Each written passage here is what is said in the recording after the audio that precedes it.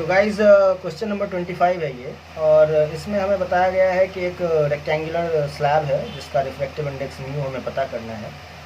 इसके बॉटम में एक ल्यूमिनस ऑब्जेक्ट लेटर से ओ प्लेस किया गया है, और लाइट रेज जो है वो इसके अपर सरफेस से TIR कर रही हैं, और जो रेज TIR कर रही हैं वो एक सर्कल आउटलाइन कर रही हैं जिस सर्कल का रेडियस 3.2 है। So let us call this point A and B। So they are just saying कि AB जो है वो हमारा 3.2 सेंटीमीटर है, और thickness of the glass slab भी दिया हुआ है। कहने का मतलब है कि हमारे पास AO जो है वो दिया हुआ है 2 सेंटीमीटर।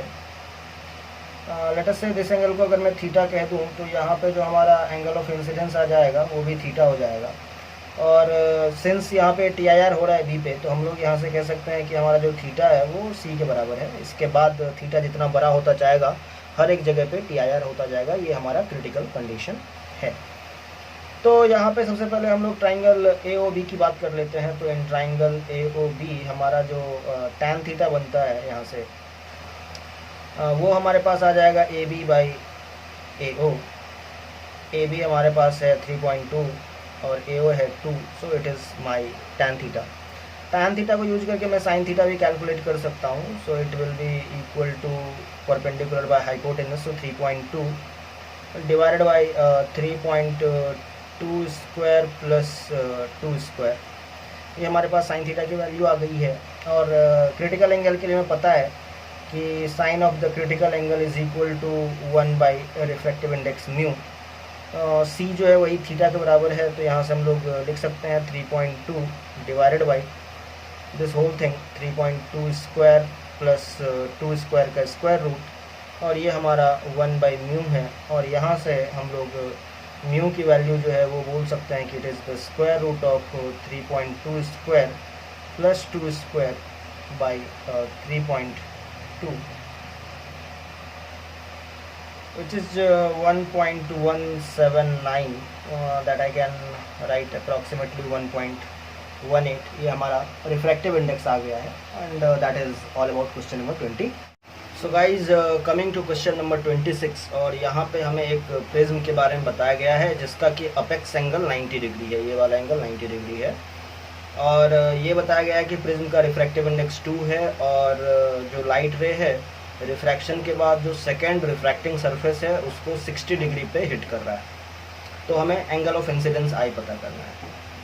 तो ठीक है, 60 डिग्री को हम लोग R2 कहते हैं यूजुअली, और ये वाला जो एंगल है वो हमारा R1 है।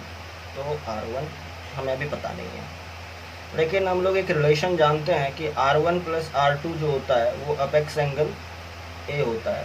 सो ये हमारा A है, और A की वैल्यू हमें 90 डिग्री पता है। So we can write that R1 plus 60 degree is equal to 90 degree, और यहाँ से अपन कह सकते हैं कि R1 जो है वो 30 डिग्री है। अभी पहले सरफेस इस पॉइंट के लिए अगर मैं स्नेल्स लॉ यूज करूँ तो मैं लिखूँगा कि एयर का refractive index 1 into sine I, that will be equal to prism का refractive index which is 2 into sine R1 which is 30 degree. Sin 30 degree is half into 2 is 1, so sin I is equal to 1, and therefore I can say that I is equal to 90 degree. So हमारा जो angle of incidence है वो 90 degree होना चाहिए first surface पे, and that is the solution for question number 26। तो coming to question number 27, और यहाँ पे हमें एक प्रिज्म के बारे में बताया गया है कि प्रिज्म का अपेक्स एंगल 60 डिग्री है, रिफ्रैक्टिव इंडेक्स प्रिज्म का 1.5 है, एयर में प्लेस्ड है हमारा प्रिज्म, एंगल ऑफ इंसिडेंस भी 60 डिग्री ही है, और यहाँ पे कुछ ट्रिग्नोमेट्रिक वैल्यूज हमें दिए हुए हैं जो कि शायद क्वेश्चन में यूज हों, और हमें डेल्टा की वैल्यू पूछी गई है, और साथ ही ये भी पूछा गया है कि वेदर और not this delta is minimum, कि या तो ये जो डिविएशन है वो मिनिमम है या फिर नहीं है। तो देखते हैं इसको सॉल्व करने के लिए हम लोग सबसे पहले तो ये बोलेंगे कि लेट अस से अगर ये हमारा प्रिज्म है और ये हमारा ऐसे रिफ्रैक्शन हो रहा है दोनों सरफेस से, then this angle is I, this angle is R1। Similarly हम लोग यहाँ पे एक नॉर्मल ड्रॉ कर दें तो this is R2 and this is E। Delta जो होता है हमारा वो होता है I plus E minus A, angle of incidence plus angle of emergence minus apex angle, ये है हमारा ए। फाइन, तो हम लोग सबसे पहले R1 निकालेंगे और यहाँ पे हम लोग स्नेल्स लॉ लगा रहे हैं और हम लोग बोलेंगे कि एयर का रिफ्रैक्टिव इंडेक्स 1 हो गया, 1 इंटू साइन आई के जगह साइन 60 डिग्री लिख दे रहे हैं, इज इक्वल टू प्रिज्म का refractive index 1.5 which is 3/2 into sine R1। So sin 60 degree is like root 3/2, that is equal to 3/2 sin R1। सो 2 से 2 गया और रूट 3 से कैंसिल होकर के यहाँ पे हमारे पास एक रूट 3 आ रहा है, और इस तरीके से हम लोग कह सकते हैं कि हमारा जो साइन R1 है वो 1/√3 है।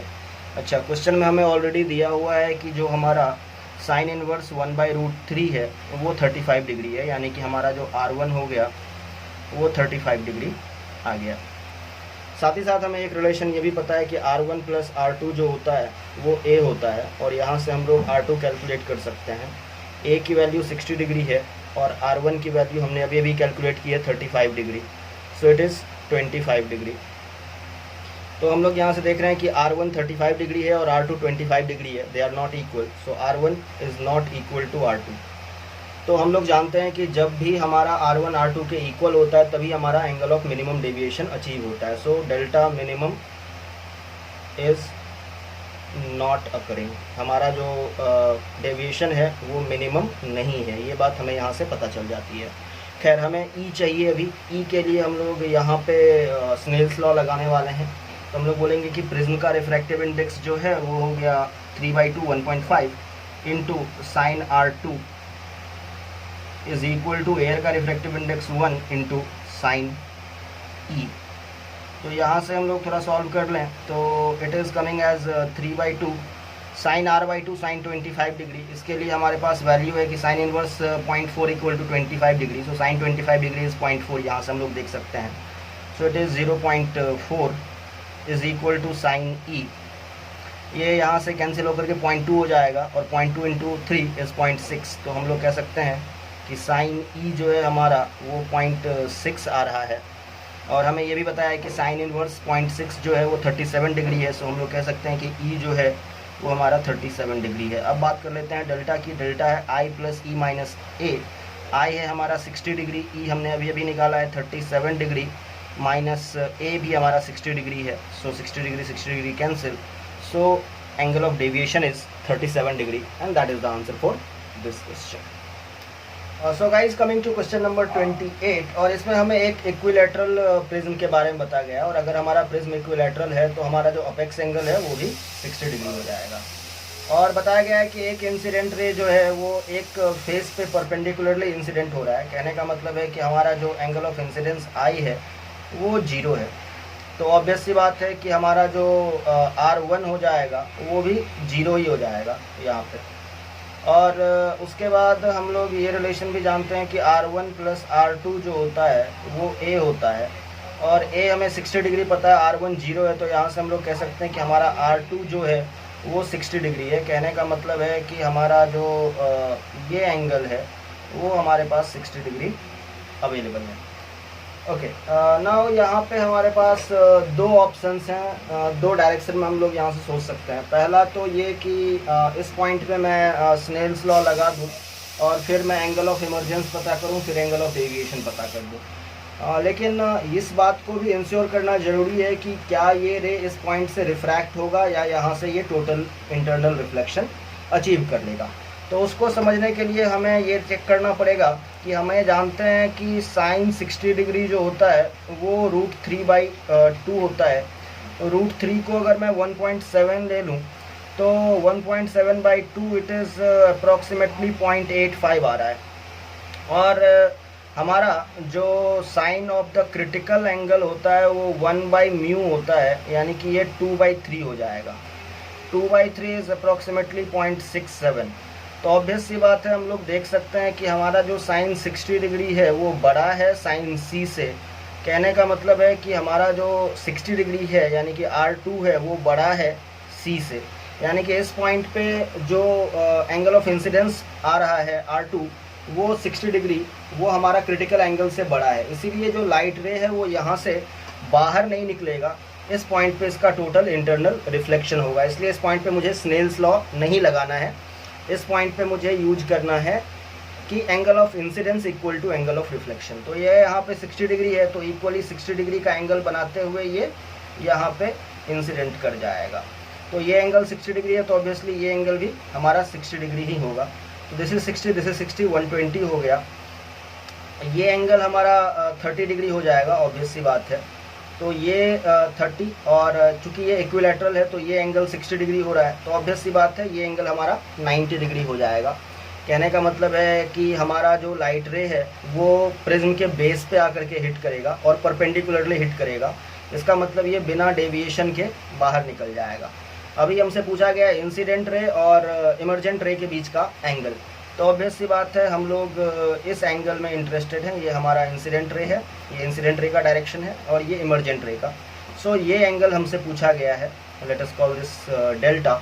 तो ऑब्वियस सी बात है कि ये एंगल 60 है, ये भी 60 है, तो ये एंगल कितना हो जाएगा। तो एक लाइन के जो सारे एंगल होंगे उनको ऐड करने पे मुझे 180 मिलना चाहिए। तो this is 60, this is 60, total 120। So this angle should be equal to again 60 degree, so I can say delta is equal to 60 degree and that should be the answer for this question। पास जो ये question है इसमें बताया गया है कि एक prism का एंगल ऑफ रिफ्रैक्शन, तो यहाँ पे जब प्रिज्म का एंगल ऑफ रिफ्रैक्शन कहा जाता है तो इसका मतलब अपेक्स एंगल से ही होता है। सो हमारे पास अपेक्स एंगल 60 डिग्री दिया हुआ है। प्रिज्म का जो रिफ्रैक्टिव इंडेक्स म्यू है वो हमें 1.5 मतलब कि 3/2 दिया गया है, और साथ ही साथ ये भी बताया हुआ है कि एंगल ऑफ इंसिडेंस जो है वो एंगल ऑफ इमर्जेंस के इक्वल है। तो फाइनली हमसे पूछा गया है कि डेल्टा क्या होगा। तो इस क्वेश्चन में जो मेन कॉन्सेप्ट इन्वॉल्व है वो ये है कि जब कभी भी हमारे पास ऐसा हो कि angle of incidence angle of emergence के बराबर है, अगर ये वाला सिचुएशन हमारे पास आ जाता है तो हमारा जो डेल्टा है वो डेल्टा मिनिमम के बराबर होता है, मिनिमम एंगल ऑफ डेविएशन होता है। और यहाँ पे हमारे पास जो प्रिज्म एंगल है, एंगल ऑफ रिफ्रैक्शन या अपेक्स एंगल कह लीजिए, वो बहुत छोटा नहीं है, वो 60 डिग्री है, बहुत बड़ा है।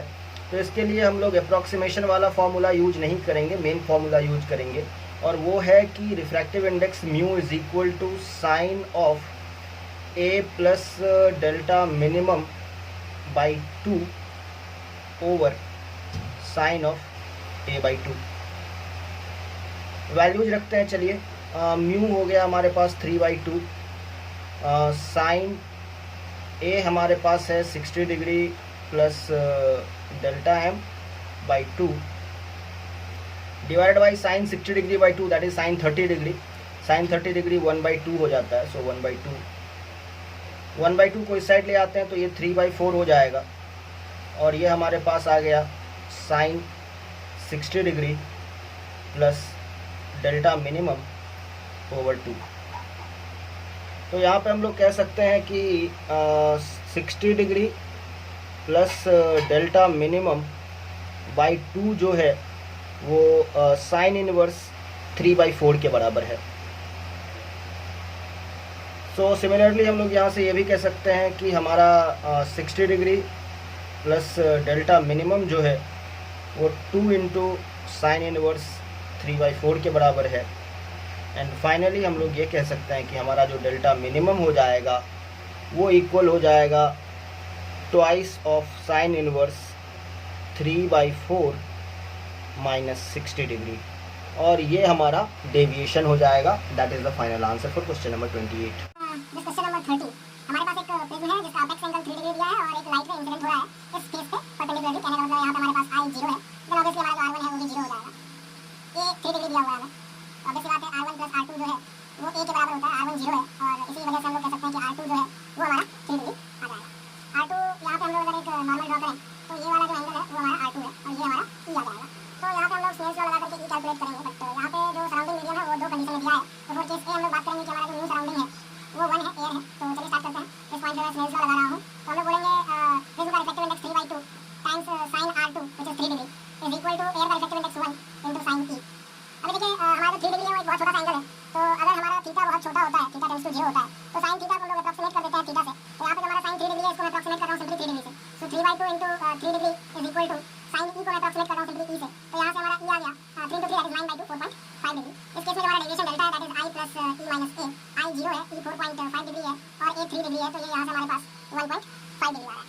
दूसरे केस में बताया गया कि जो सराउंडिंग मीडियम है वो वाटर है और इस वजह से जो हमारा म्यू सराउंडिंग है वो 4/3 है, तो हमें फिर से स्नेल्स लॉ लगाना है इस पॉइंट पे। तो हम लोग बोल रहे हैं प्रिज्म का reflective index 3/2 into sine r2 which is sin 3 degree is equal to surrounding medium बाहर में 4/3 है इसका reflective index into sine e।